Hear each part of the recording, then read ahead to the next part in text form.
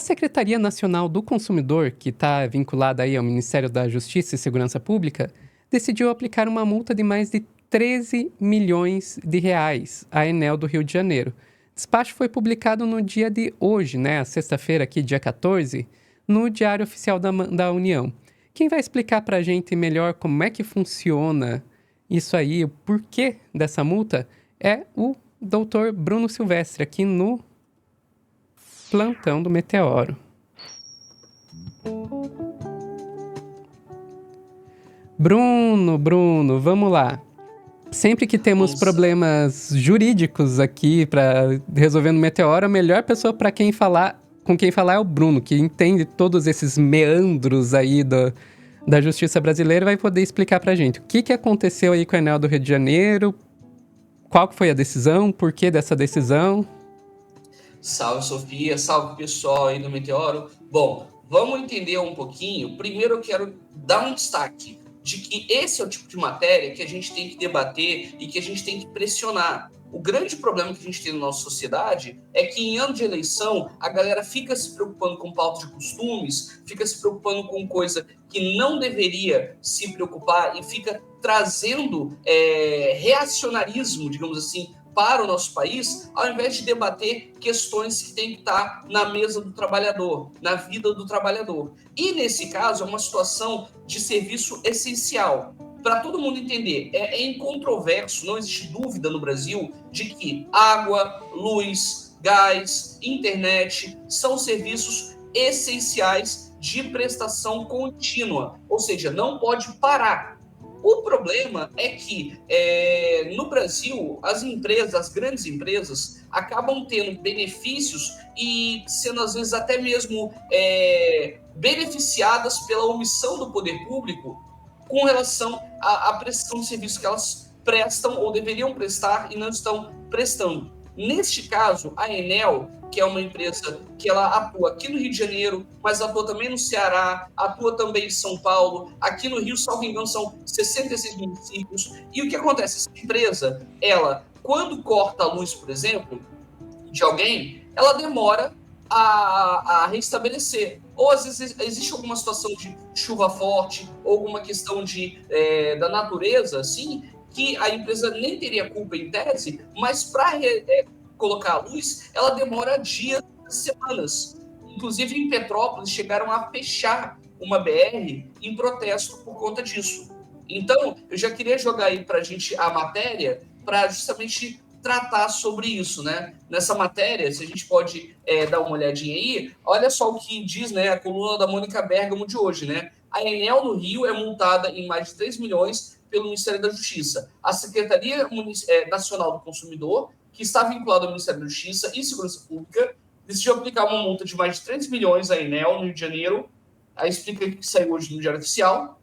De acordo com a pasta, a medição se dá por violações ao Código de Defesa do Consumidor, interrupção de serviço público essencial e demora em seu restabelecimento. A Secretaria ainda afirma que a distribuidora de energia não atendeu aos fins legitimamente esperados e às normas regulamentares. E aí vamos traduzir isso aqui, né? Quer dizer o seguinte, a Secretaria Nacional do Consumidor, ela é aquela que vai regulamentar e regularizar se estão sendo observadas as questões de relação público-privada. Porque o que acontece? O serviço essencial, como é o caso da energia elétrica, é um serviço essencialmente público e ele é essencial. Quando você coloca uma empresa privada, quando você privatiza esse serviço ele tem que ser observado se ele cumpre aos regulamentos, às regras em geral. E o que foi constatado aqui? Que essa empresa ela não está observando tempo para religamento, ou, por exemplo, acontece um desastre natural, não existe uma equipe já preparada para restabelecer de forma imediata. E aí, o que acontece? A Secretaria Nacional do Consumidor, ela não está restrita a essa multa, ela pode ampliar essa multa, inclusive. E é isso que eu quero dar destaque para vocês, porque, nesse caso, é um início, né, de uma punição, no mínimo, adequada para você fazer com que a empresa ela tenha como doer no bolso aquilo que ela deveria fazer. Porque, às vezes, o que você tem que entender às vezes, isso que eu vou falar agora é o que várias empresas fazem. Eles dizem, o que é mais custoso? É eu pagar um processo judicial ou é eu corrigir o meu erro? É mais barato processo judicial. Então, eu não vou corrigir. As empresas fazem isso, porque o interesse delas é o lucro. É por isso que serviço público não pode ser privatizado, porque não é para ter lucro, é para dar garantia, estabilidade, segurança para todos.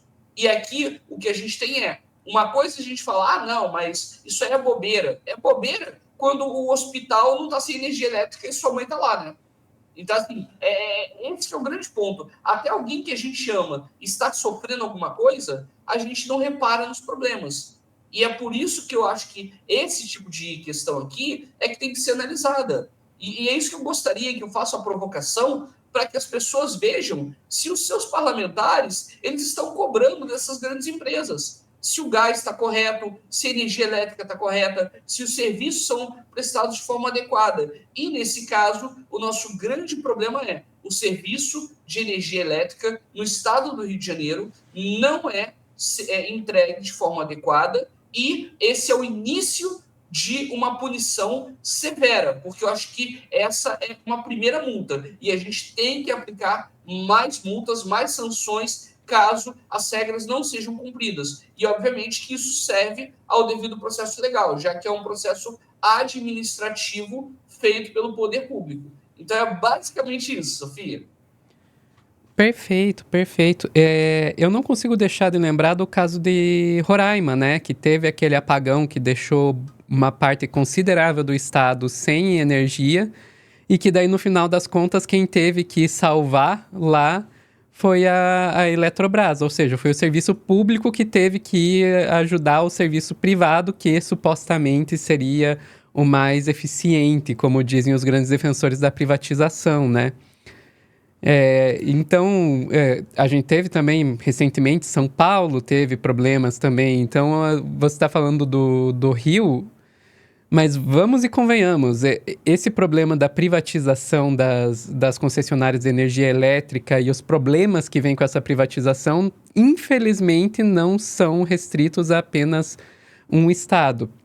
E essa questão no final das contas, sobrar para o estado resolver o problema, também não se restringe só à questão da energia elétrica. A gente está acompanhando ao vivo acontecer com a concessionária lá do aeroporto Salgado Filho, né, no Rio Grande do Sul, que é a empresa privada que recebeu a concessão não está querendo arcar com os custos de recuperar o aeroporto depois das enchentes, né? Então, é sempre aquela história. Você tem o Estado vai lá, faz a maior parte do investimento na infraestrutura para produzir para providenciar aquele serviço. Depois que o Estado já fez a maior parte do investimento, privatiza para empresa privada ficar com os lucros. E daí, se der algum problema, a gente devolve para o Estado, porque o Estado vai ter que resolver, porque não pode deixar a população sem esse serviço. Daí a gente fica pensando, ok, então para que serve a privatização? A privatização serve para nada, porque sempre que tem custos vai para o Estado, ou seja, para o nosso bolso, e sempre que tem lucro vai para a empresa privada, ou seja, para o bolso deles. Exatamente. Eu acrescentaria uma outra coisa. Eu acho que a gente tem que parar de achar que as nuvens são algo concreto. Em que sentido?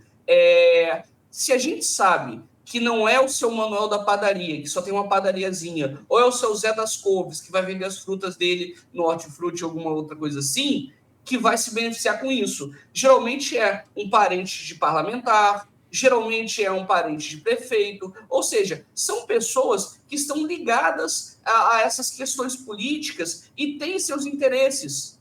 Então, a gente tem que saber que é alguém interessado em passar para um parlamentar, para um amigo, aquilo ali. Se você for olhar, alguém está sempre ganhando alguma coisa nesse sentido. Se a gente quebrasse o sigilo de todo mundo que está envolvido nisso aí, a gente saberia das coisas. Então, esse é o grande problema. Para mim, na verdade, são regras morais. Para mim, a pessoa, ela quer ir para a vida pública, ela tem que ter uma declaração por escrito dizendo que ela autoriza a qualquer momento quebra do sigilo fiscal dela para qualquer autoridade. Porque com isso, você garante a lisura e um mínimo de corrupção, porque a corrupção ela não acaba, mas pelo menos você controla. Então a gente tem que saber a diferença entre algo que a gente sabe que é imoral de algo que é um argumento usado para a gente ficar combatendo esse argumento como um espantalho e não como uma realidade. Perfeito, perfeito. Mais alguma coisa para adicionar ou podemos encerrar por aqui, Bruno? É isso, acho que o recado está dado, vamos pensar e refletir melhor sobre quais são as nossas prioridades, as nossas pautas e entender que conservadorismo é diferente de reacionário. Quem quer tirar direitos é reacionário e não conservador. E é isso. Fechou, ficou o recado.